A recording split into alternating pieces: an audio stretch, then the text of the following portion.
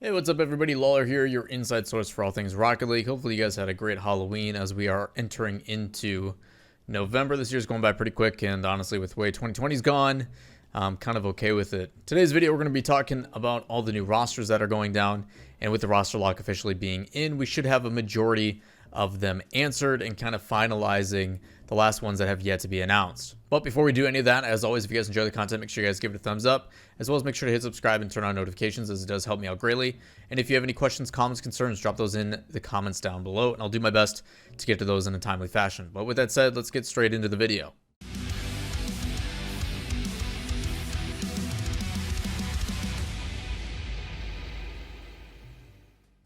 So first things up, it is going to be starting with North America roster changes, and the things that come along with it are a lot of, I guess, more details to express the situation.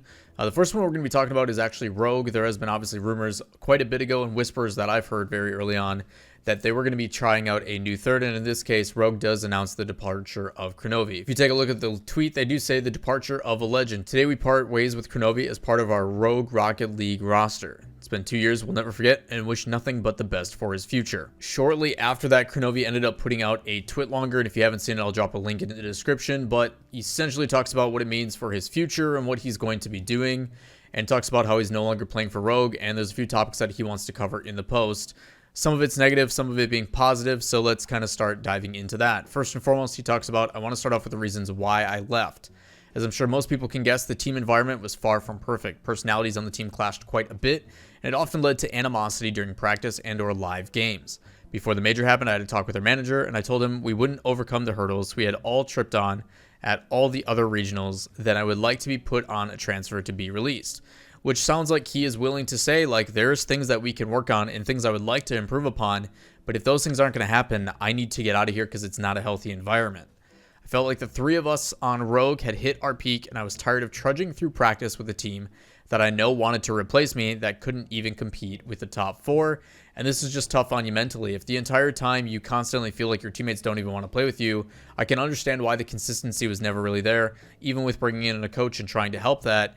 The structure behind you may be good, but if your teammates, whether they are forward about it or not, or whether they're direct about it or not, that feeling and that animosity that he's talking about is always going to be lingering, and it makes it very difficult to play at your best, let alone the entire team performing at a level of quality we know they're capable of. Immediately after he talks about it, as bad as that paragraph sounds, I'm not really upset, and I wish everyone at Rogue the best of luck, especially the staff. And this is something that we've known about Rogue for a long time. No matter what, anybody I know who has signed with Rogue and been with Rogue is extremely happy with the way they've been treated. So credit to Rogue, obviously handling this as professionally as they can, and obviously supporting the players as best to their ability. Talks about how he's just disappointed that he couldn't achieve more with the roster while I was on Rogue, and the stagnation of skill and overall team mentality was starting to get to me a little bit. I began to dislike the idea of launching Rocket League, and that has never really happened to me. And that makes sense as well, considering the guy's been playing for roughly a decade plus, being a predecessor in SARP BC or Supersonic Acrobatic Rocket Powered Battle Cars.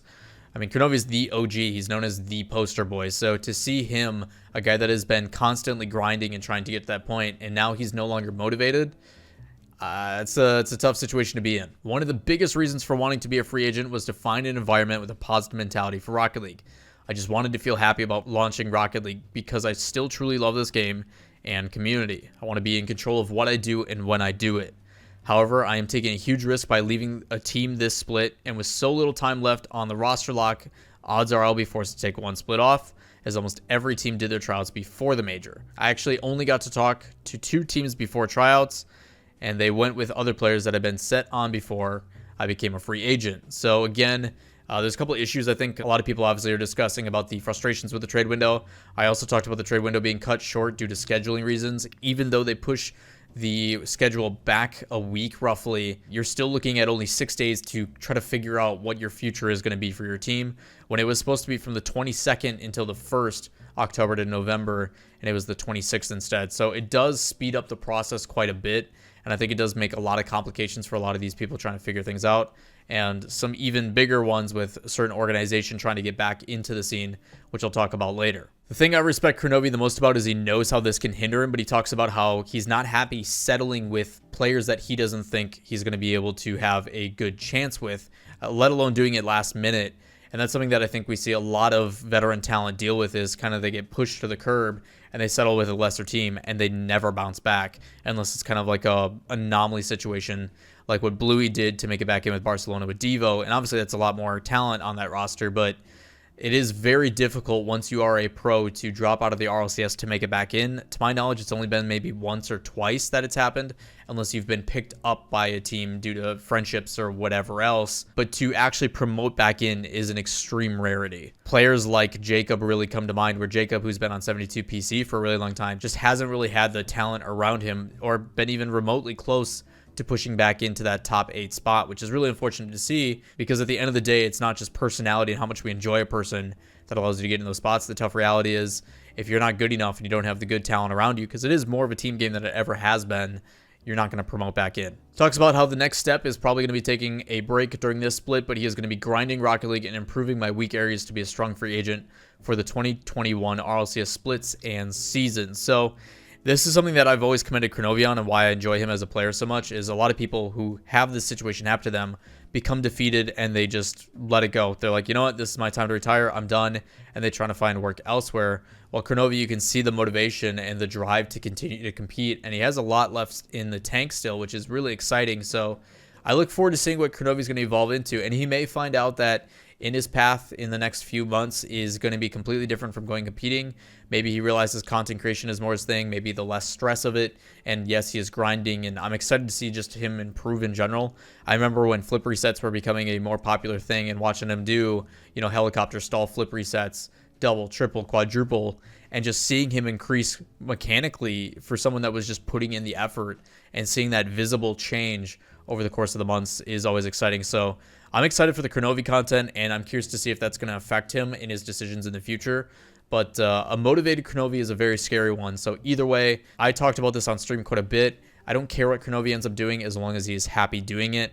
It doesn't look like he's settling. I think that's a great goal to set and to work on the mentality and move forward. So Kronovi, I think, is handling this very well, better than most would. But the fact that he hasn't given up yet is also really exciting too. So best of luck to Kronovi in his future. I don't know if this is showing that he got kicked, or if he chose to leave and try to look for a transfer, and that's what led to him getting removed. But either way, it's interesting to see on how this one's going to play out. And with that, they do have a new third on Rogue, if we want to jump back into that kind of roster conversation.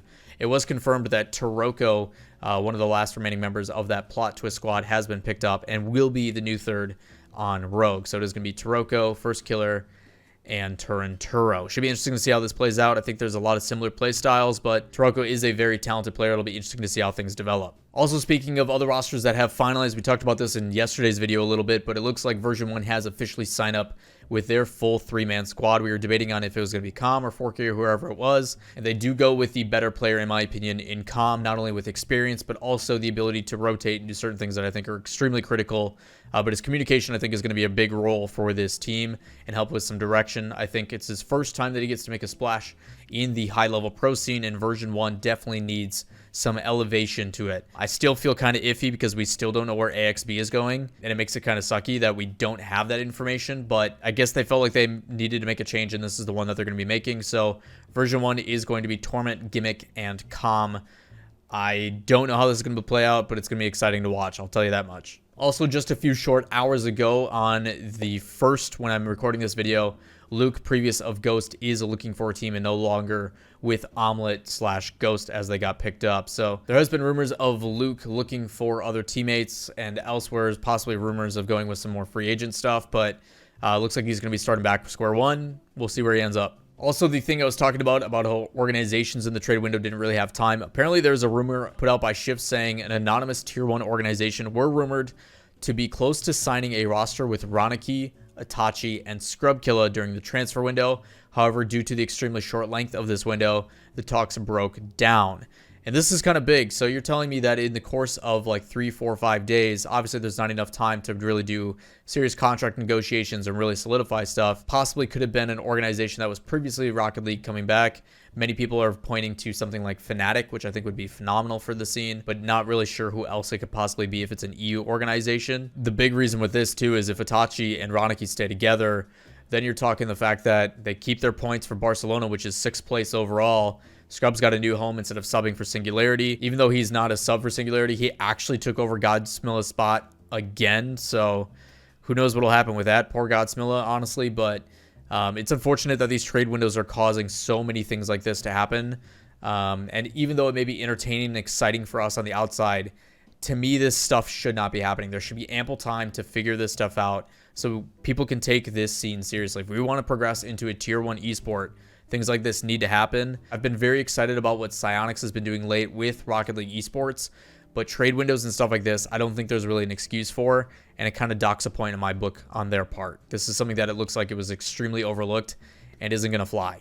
Keeping with the European roster changes, Guild has officially signed up on the open qualifiers as well, and with their roster is going to be Nolly, Though, and Deevo. So the rumors are looking to be true. It is going to be Deevo as the new third, one of the members of Barcelona getting dropped, Itachi going elsewhere. Deevo is going to end up on Guild.